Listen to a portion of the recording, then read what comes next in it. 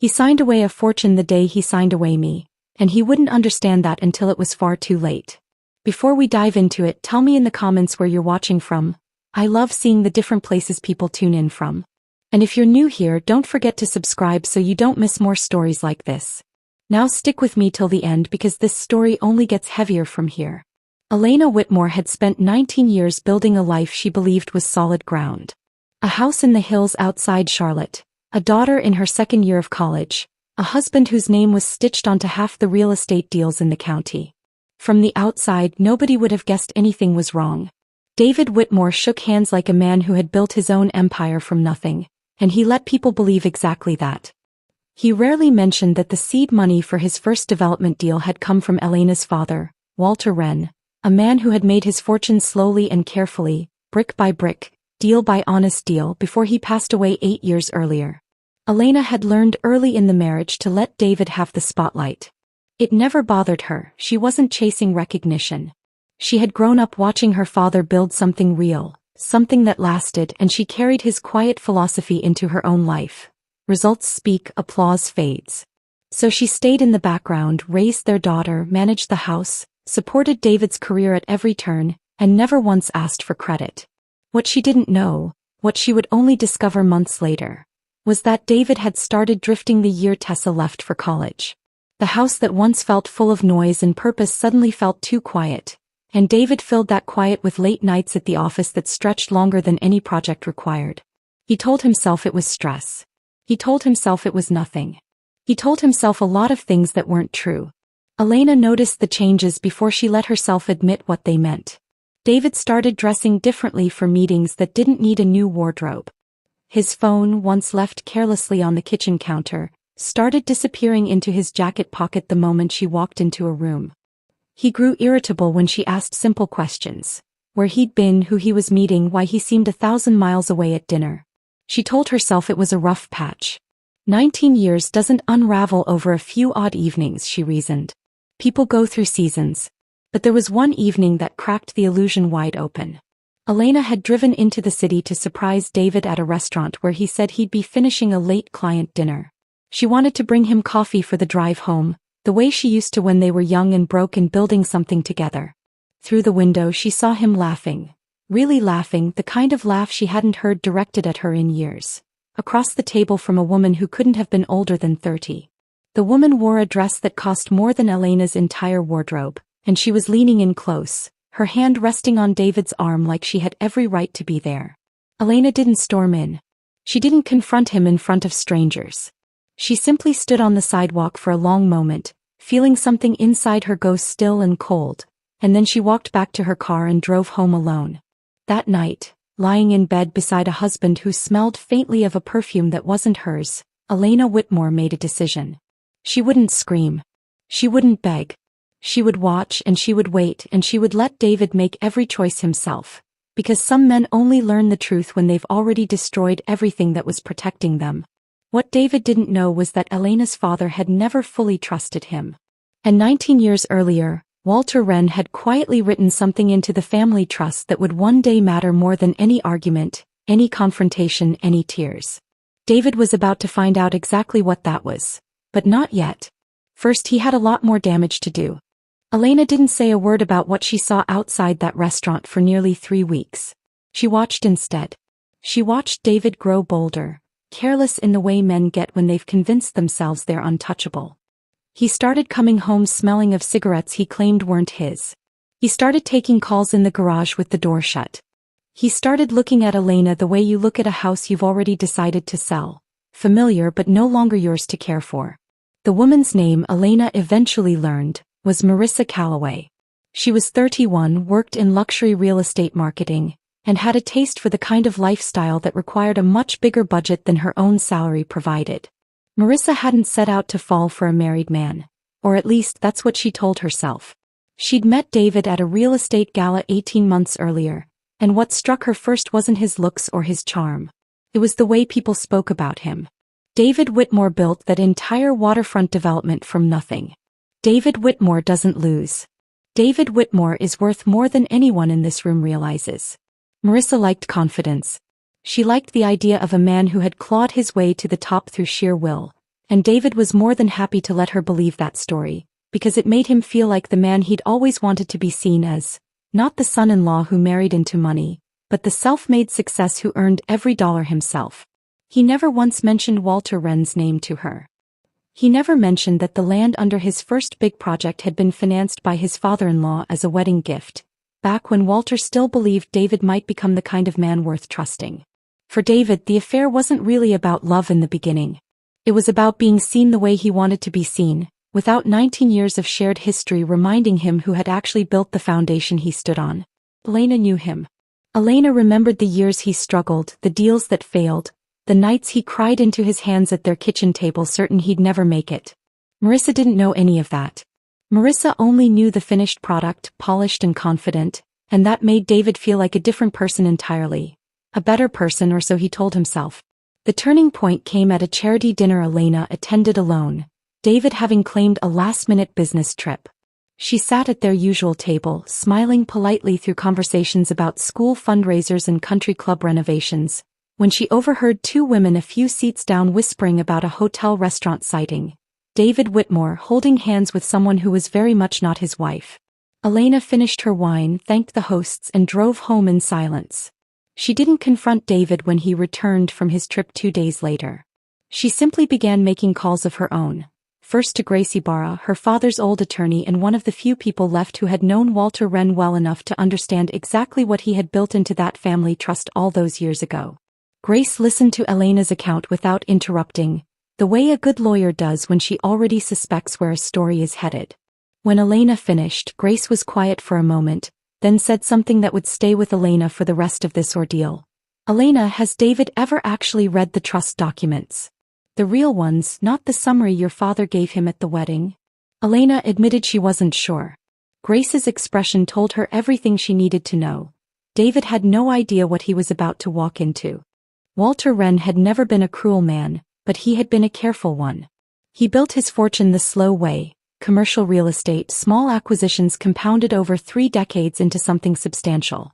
And he never trusted people based on charm alone. When Elena announced her engagement to David 20 years earlier, Walter had welcomed him warmly, taken him fishing, taught him the basics of the business and quietly, without ever making a show of it, protected his daughter's future in a way David never noticed. The Wren family trust had been restructured the year before Elena's wedding. On paper, David was given generous access to trust-funded ventures, seed capital for developments, and the appearance of shared ownership over the properties he and Elena built their life around. Walter wanted his son-in-law to feel like an equal partner, because he understood that resentment festers when a man feels like a guest in his own marriage. But buried in Section 14 of the trust documents, a section David had skimmed once at the wedding, nodded along to and never thought about again, was a reversion clause.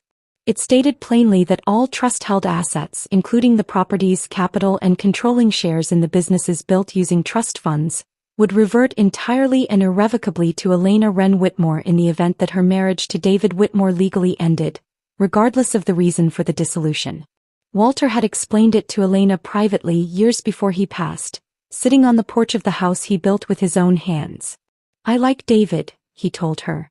"But liking a man and trusting him with everything are two different things, sweetheart. This isn't about expecting the worst. It's about making sure that no matter what happens in this life, you're never left standing in the wreckage with nothing." Elena had laughed it off at the time, young and in love and certain nothing could ever break what she and David had. She'd filed the conversation away and never thought about it again, until Gracie Barra brought it back into the light. Grace pulled the original trust documents from her firm's archive and walked Elena through Section 14 line by line. Every development David had proudly claimed as his own success.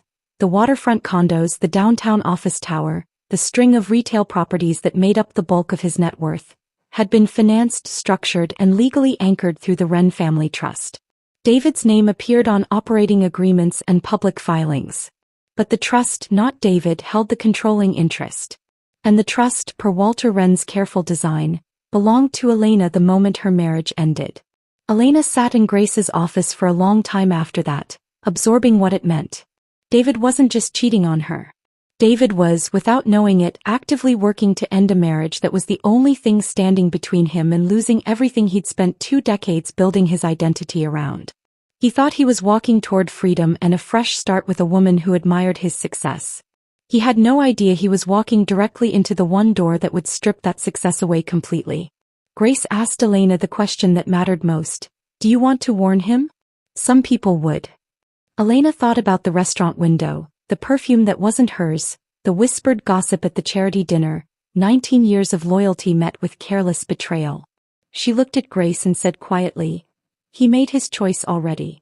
I'm just going to let him finish making it." David filed for divorce on a Tuesday morning in March, walking into the process with the confidence of a man who believed he already knew how the story would end.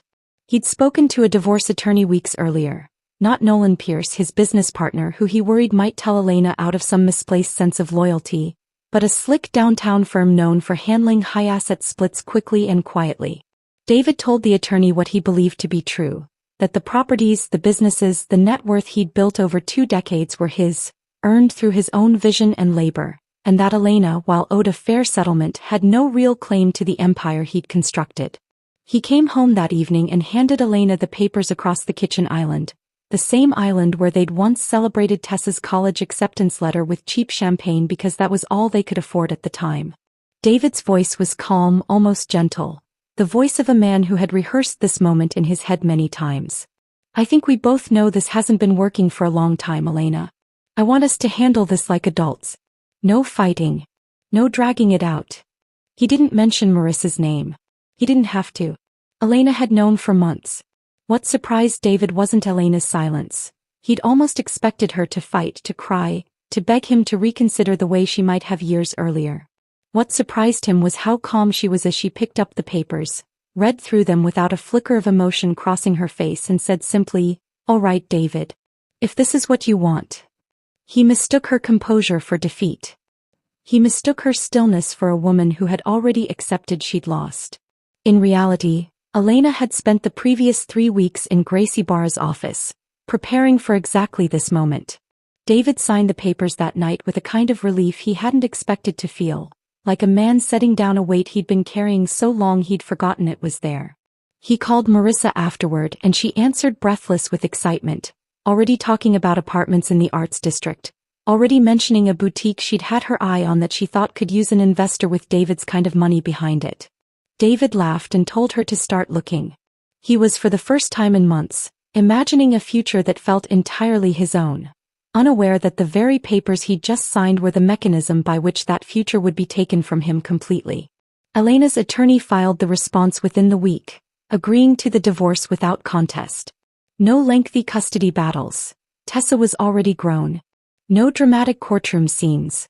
Just a quiet, efficient legal process that David's own attorney assured him was going smoothly, almost suspiciously smoothly for a man who'd built as much wealth as David had.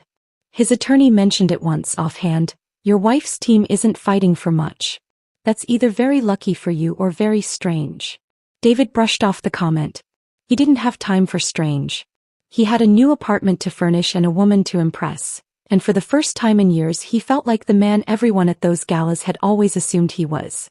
The divorce was finalized on a gray Thursday afternoon in early June, and David walked out of the courthouse feeling lighter than he had in a decade. Marissa was waiting for him outside, wearing sunglasses despite the overcast sky, a bottle of champagne already chilling in the back seat of her car. She threw her arms around him the moment he stepped through the doors, laughing, telling him this was the beginning of everything they'd talked about. The penthouse, the boutique, the life neither of them had to hide anymore. That night they celebrated at the kind of restaurant David had once only visited to close deals, ordering the most expensive bottle on the menu without glancing at the price. Marissa raised her glass and made a toast that David would replay in his mind many times over the following weeks, though not for the reasons he expected that night. To David Whitmore. Self-made, unstoppable, and finally free to build the life he actually deserves.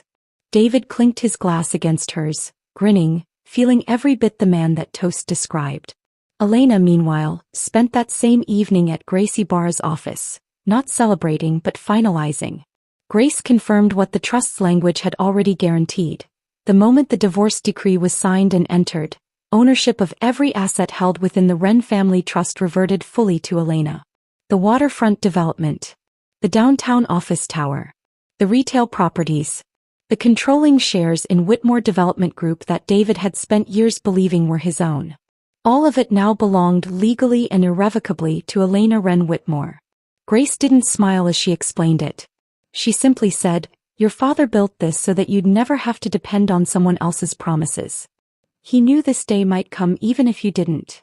Elena drove home that night to the house she and David had shared for 19 years. A house that, as it turned out, also sat on trust-owned land, and sat alone at the same kitchen island where David had handed her the divorce papers months earlier. She didn't feel triumphant. She felt tired and sad and strangely hollow in a way she hadn't expected. 19 years of marriage didn't disappear just because the paperwork was final. But underneath the sadness there was something else, something steadier. The quiet certainty that she was no longer someone else's afterthought. She was, for the first time in a long while, simply herself. David, for his part, had no idea any of this was happening. He spent the following days moving the last of his belongings out of the house and into Marissa's apartment, humming to himself as he packed boxes of suits and golf clubs, already planning the penthouse tour he and Marissa had scheduled for the following week. He assumed the businesses would continue running exactly as they always had, his name still on the letterhead, his signature still required on major decisions. What he didn't yet know was that his signature, the one he'd used to end his marriage, had already quietly ended his ownership too. The paperwork simply hadn't caught up to him yet. It was only a matter of days before it would. The first sign of trouble came 10 days after the divorce was finalized, during what should have been an unremarkable Tuesday. David swiped his card at a furniture showroom, picking out a leather sectional for the penthouse he and Marissa had just signed a lease on, and the transaction declined. He assumed it was a bank error, laughed it off in front of the salesperson and tried a second card. That one declined too. He called the bank from the parking lot, irritation creeping into his voice, and was told, politely but firmly, that the business accounts associated with Whitmore Development Group had been restructured and that David no longer held signing authority on several of the primary accounts. David's first instinct was confusion, not fear.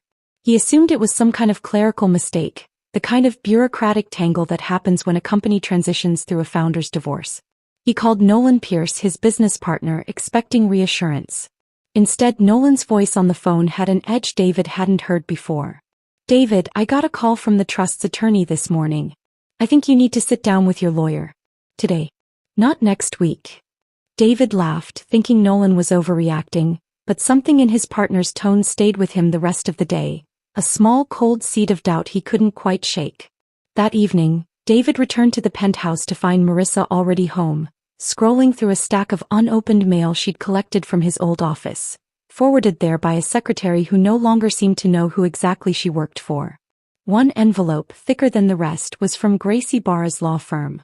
Marissa handed it to him without comment, watching his face carefully as he opened it. David scanned the letter twice before the words fully landed. It was a formal notice. The controlling interest in Whitmore Development Group, along with all trust-held properties, had reverted to Elena Wren Whitmore upon the legal dissolution of their marriage, per the terms of the Wren Family Trust, executed in accordance with Section 14 of the original 2006 trust agreement. David read the letter a third time, certain he was misunderstanding something. Marissa read it over his shoulder, and for the first time since they'd met, David saw something new in her expression. Not admiration, not excitement, but the sharp, calculating look of someone recalculating a decision they'd made based on information that had just changed completely. "David," she said slowly, "what is this? What trust? You told me you built all of this yourself." David opened his mouth to answer and found, for the first time in longer than he could remember, that he had absolutely nothing to say. He spent the rest of that night on the phone with his attorney, who confirmed in increasingly grim detail that the letter was accurate. Every major asset David had believed was his. The properties, the company shares, even the land beneath their old family home, had legally always belonged to a trust structured to protect Elena, not David in exactly this scenario. His attorney's final words on the call, delivered with the flat exhaustion of a man who'd seen this kind of situation before but never one quite this dramatic, stuck with David long after he hung up. "You didn't lose this in the divorce, David. You lost it the day you signed the papers. The divorce was the trigger. Your signature pulled it." The days that followed were the loneliest David had experienced in years, and the strange part was that he wasn't alone. Marissa was still there, physically moving through the penthouse they now could barely afford, but something between them had shifted in a way that felt permanent. She stopped talking about the boutique investment. She stopped bringing up vacation ideas. Instead, she watched David with a new kind of scrutiny, the kind reserved for people you're no longer certain you actually know. It wasn't that Marissa believed David had lied to her outright. Not at first. She told herself it was possible he genuinely hadn't understood the trust's terms, that the whole situation was some kind of legal technicality he'd simply overlooked in the emotional chaos of leaving his marriage. But as the days passed and David grew more desperate, more evasive, more prone to snapping at small things that never used to bother him, Marissa's doubts hardened into something closer to certainty. This wasn't a man who'd made an honest mistake. This was a man who had let her believe a story about himself that was never entirely true, and now that the story had collapsed, she was the one left standing in the wreckage of a life she'd staked her own future on. She started asking questions David couldn't answer comfortably. Who actually held the deed to the waterfront property? Why had his name never appeared as the majority shareholder in any of the public filings, only as an operating partner? Why had he never once, in 18 months together, mentioned a family trust or a father-in-law who apparently controlled the financial architecture of David's entire empire? Each question chipped away at the version of David she'd fallen for, until what remained looked less like a self-made success story and more like a man who had spent 2 decades quietly living off someone else's foundation while taking full credit for the view from the top. The turning point came during an argument in the penthouse kitchen, the same kind of kitchen David used to stand in with Elena, though neither he nor Marissa knew that irony yet. Marissa, exhausted and frightened about her own financial exposure, she'd quit her steady marketing job weeks earlier at David's encouragement, certain their combined future was secure, finally said the thing she'd been holding back. I didn't fall for a lie, David. I fell for a version of you that never actually existed. And now I don't even know who's standing in front of me. David had no rebuttal. He stood in the kitchen of an apartment he could no longer afford, next to a woman who no longer trusted him, holding the wreckage of a life he'd been so certain belonged entirely to him. Meanwhile, across town, Elena was settling into a role she hadn't fully anticipated, not just as the sole owner of the Wren Family Trust holdings, but as the person Nolan Pierce and the rest of Whitmore Development Group's staff now looked to for direction. Nolan called her personally that week, his voice careful and a little apologetic, though Elena assured him he had nothing to apologize for. I always wondered how much of this was really David, Nolan admitted quietly, and how much was your father's work underneath him. I think I have my answer now. Elena didn't gloat. She simply thanked him for his honesty and asked him to keep the properties running smoothly. She had no interest in burning anything down out of spite. She only wanted what had always legally and rightfully been hers. David showed up at Elena's house on a humid Saturday afternoon in July, unannounced, his car looking noticeably less polished than it had a few months earlier. Elena watched him from the kitchen window as he sat in the driveway for a full minute before getting out, and she felt none of the satisfaction she might have expected. Mostly she felt tired, the way you feel after finishing something that took far more out of you than you anticipated at the start. She let him in, more out of the residue of 19 years of habit than any real desire to hear what he had to say. David looked around the living room like a man visiting a house he used to live in and no longer recognized, which in a sense he was. Elena, he started, his voice lacking its usual confidence, I need you to explain this to me. All of it. Because none of my lawyers can make sense of how I ended up with nothing after 20 years of building this. Elena sat down across from him, folding her hands calmly in her lap, and told him the truth without embellishment or cruelty. She told him about her father's careful decision 2 decades earlier, about Section 14 buried in trust documents David had skimmed once at their wedding and never looked at again. She told him that none of it had been a secret. It had simply never been relevant because as long as they stayed married, the trust's protections never needed to activate. You didn't lose this because of some scheme, David, she said quietly. You lost it because you signed papers ending a marriage that was the only thing keeping those protections dormant. My father built a safety net for me. You just happened to be the one who cut the rope that released it. David sat in silence for a long moment, the full weight of what he'd done settling over him. He thought back to the wedding, to Walter Wren's quiet handshake and knowing smile, to the folder of trust documents he'd flipped through once, bored, eager to get back to the celebration. He remembered signing something that day too, some acknowledgement form he hadn't bothered to read closely, certain it was just formality. It hadn't occurred to him in 20 years to ask deeper questions, because he'd never imagined he'd be the one to end the marriage that kept those questions from mattering. "I didn't know," he said finally, his voice hollow. "I swear to you, Elena, I never knew any of this." Elena believed him. That was almost the saddest part. He hadn't schemed his way into losing everything. He'd simply been so certain of his own success, so eager to believe he'd built it alone, that he'd never once looked closely enough at the ground beneath his feet to notice whose hands had actually poured the foundation. "I know you didn't know," Elena said gently. "That's exactly the problem, David. You never once thought to ask." He left her house that afternoon without the anger he'd arrived with, replaced instead by something quieter and heavier, the particular grief of a man realizing that his own signature, written in a moment of impatience and self-assurance, had been the single action that unraveled everything he'd spent his life building his identity around. Marissa moved out of the penthouse 3 weeks after the confrontation, and by then, David could hardly blame her.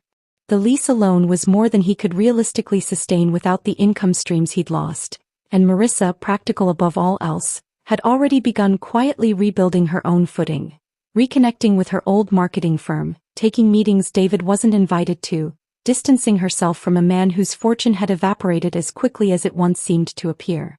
She didn't leave cruelly. In fact, the conversation was almost gentler than David expected, which somehow made it worse. "I don't think you're a bad person, David," she told him, packing the last of her things into boxes in a living room that echoed with the absence of furniture they'd never gotten around to fully paying off. "I think you spent so long telling yourself a story about who you were that you forgot to check if it was true. I can't build a life with someone who doesn't actually know himself." She left without drama, without shouting, and somehow that quiet, matter-of-fact exit stung more than any argument could have.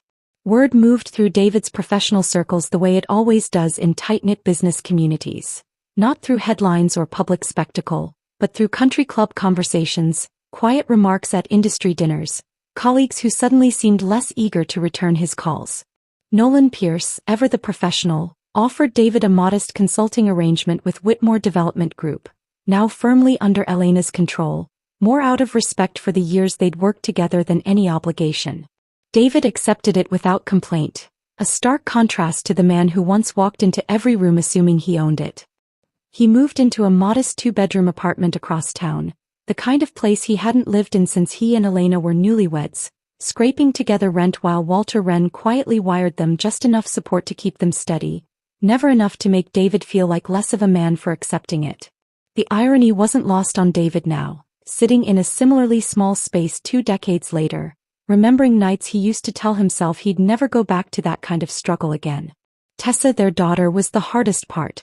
She'd taken the divorce hard enough, but learning the full truth of what her father's choices had cost him, and what her mother had quietly known the entire time, complicated her feelings in ways that would take years to fully settle. She didn't cut David off, but their relationship grew careful, distant in a way it had never been before. David found himself for the first time in his adult life without the fortune, without the mistress, without the easy confidence that had carried him through 2 decades of believing the world owed him credit for a foundation someone else had built. All he had left was the slow, uncomfortable work of figuring out who he actually was underneath all of it. A year passed and Elena Whitmore, she'd quietly gone back to using Wren, her father's name, though she never made an announcement of it, had settled into a life that felt for the first time in a long while entirely her own. She oversaw the Wren family trust's holdings with the same careful, steady hand her father had always used, working closely with Nolan Pierce and a small team who respected her not because of who she'd married, but because of the quiet competence she brought to every decision. The waterfront development, the downtown tower, all of it continued exactly as it had before. Except now, everyone in the room knew whose name actually belonged on the deed. She thought about David sometimes not with bitterness, but with a strange, distant sympathy that surprised her. She hadn't destroyed him out of revenge. She hadn't schemed or plotted or waited gleefully for his downfall. She had simply lived her life honestly, protected by a foundation her father built with love and foresight decades before David ever signed a single piece of paper, and let David's own choices carry him exactly where they were always going to lead. There was a kind of peace in that. She hadn't needed to be cruel. The truth had done all the work on its own. Tessa visited often that year, and slowly the relationship between mother and daughter deepened in ways it hadn't had room to before, when David's presence had quietly absorbed so much of the household's emotional oxygen. They spent weekends at the old family house, the one that, as it turned out, had always technically belonged to the trust, and Elena found herself for the first time in years, laughing easily, sleeping well, waking up without the low hum of dread that had followed her through the final years of her marriage. Grace Ibarra visited one afternoon that spring, and the two women sat on the same porch where Walter Wren had once explained Section 14 to a young, skeptical Elena who couldn't imagine ever needing that kind of protection. "Your father knew," Grace said, watching the light move across the yard. "Not that David specifically would do this. He just knew that people change, that certainty is never a guarantee, and that the people we love most deserve protection we hope they'll never need." Elena nodded, understanding her father's quiet wisdom more fully now than she ever had while he was alive. David, for his part, eventually rebuilt something modest. Not the empire he once flaunted, but a smaller, honest consulting practice built on the actual skills he did possess, stripped now of the borrowed foundation that had inflated his sense of his own success for 2 decades. He never remarried. He never spoke publicly about what happened, though those close to him understood the story well enough. And every so often in quiet moments he found himself thinking about a single signature on a single piece of paper, the one he'd signed so confidently, so certain he was walking toward freedom, never once imagining it was the very thing that would strip him of everything he'd spent his life pretending he'd built alone. Elena, meanwhile, simply kept building, not out of spite but because for the first time in a long time, everything she had was finally, entirely, undeniably her own.